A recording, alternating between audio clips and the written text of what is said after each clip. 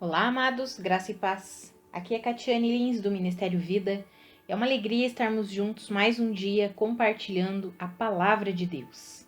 Nós estamos meditando na carta aos Efésios e o nosso capítulo de hoje é o capítulo 3.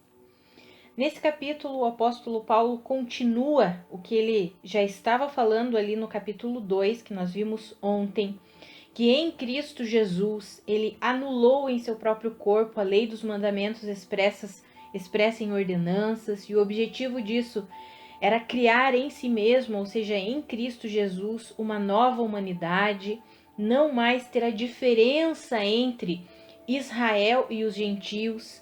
Amados, quando nós lemos no Antigo Testamento, nós vemos que Deus escolheu uma nação para o representar, que é a nação de Israel.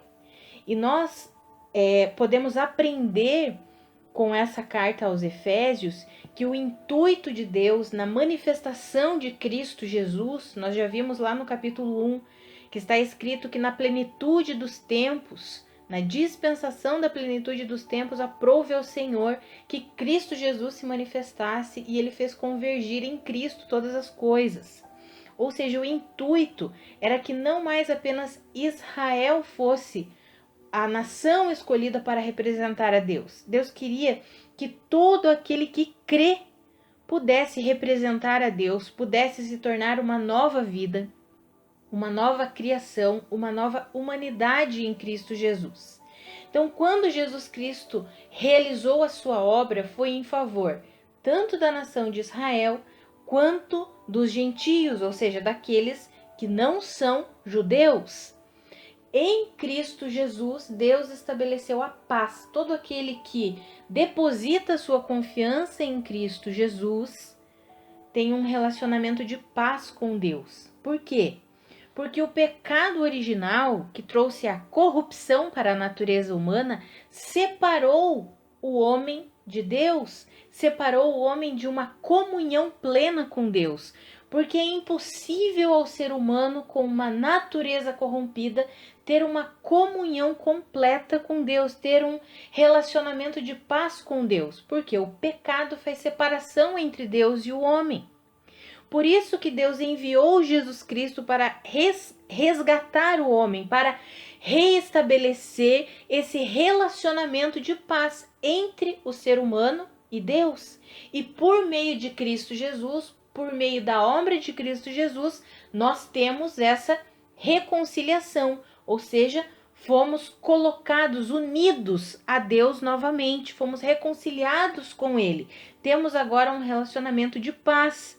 E aqui no capítulo 3, o apóstolo Paulo vai explicando isso e dizendo, olha, o mistério de Cristo, da compreensão de Cristo, não foi dado a conhecer aos homens de outras gerações, mas foi dado a conhecer aos apóstolos e profetas de agora.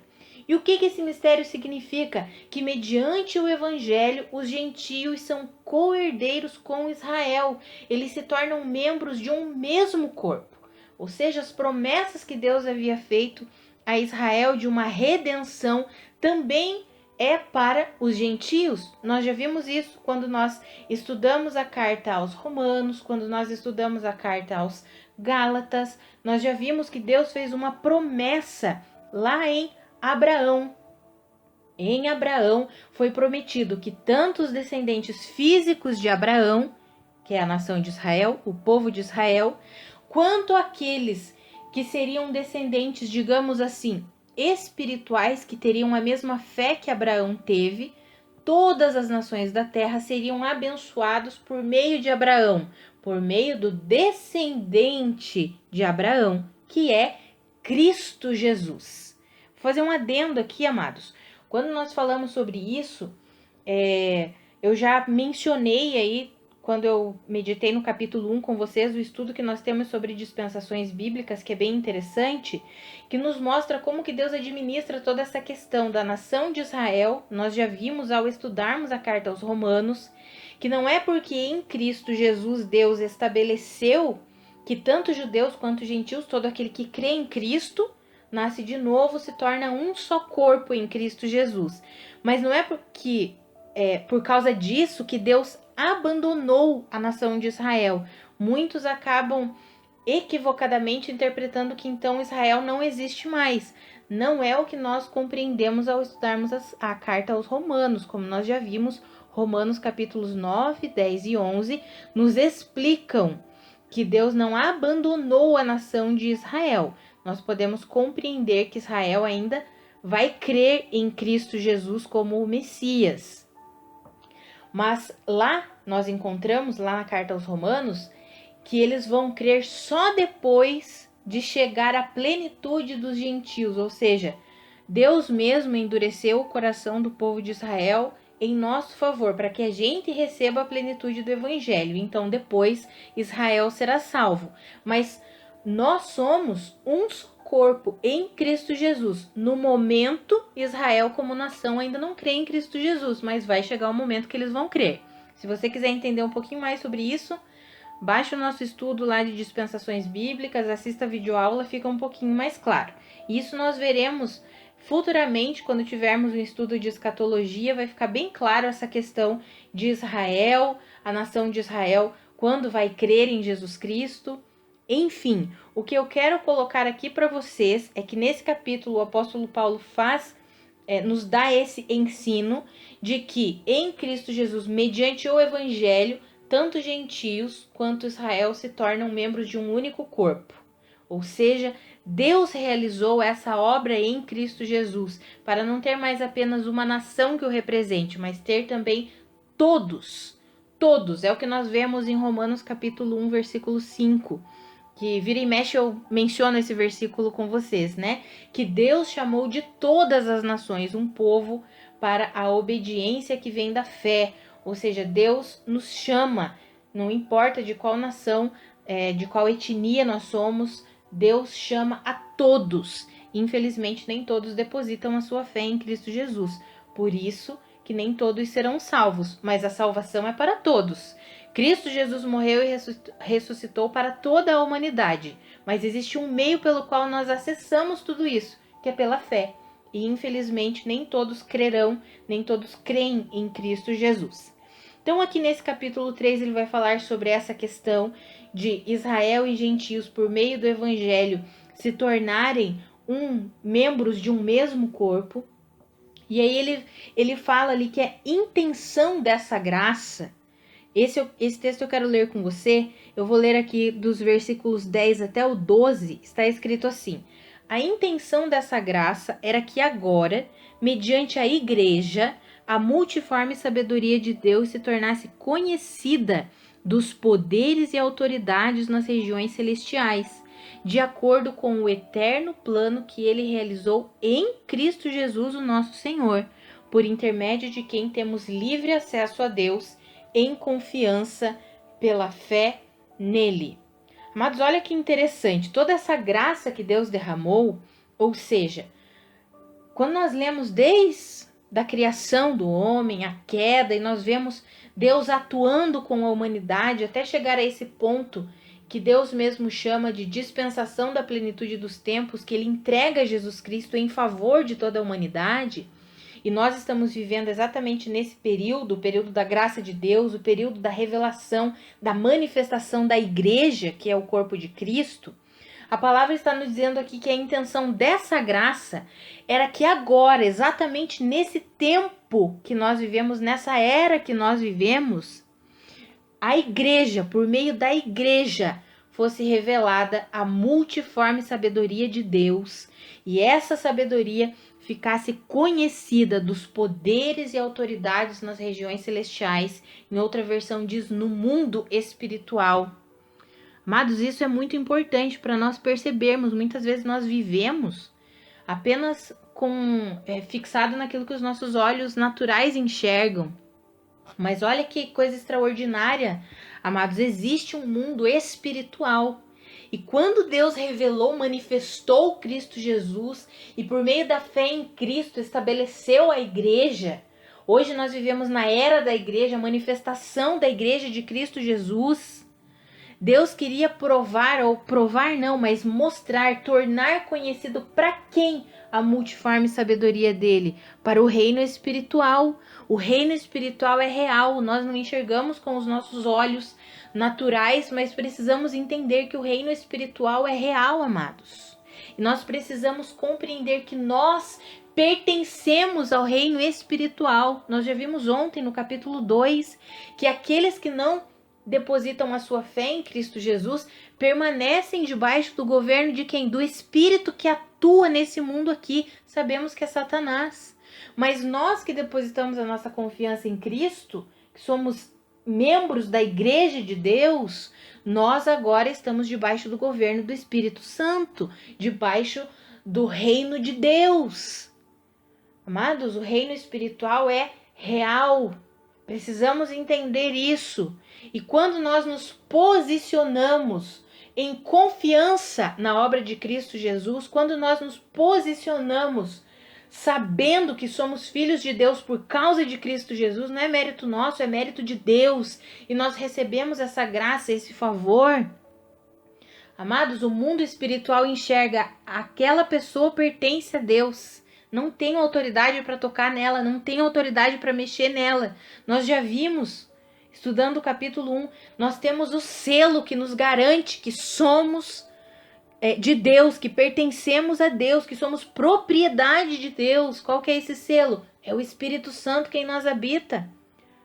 Amados, quando o mundo espiritual olha para nós, o que o mundo espiritual vê? Vê o Espírito Santo.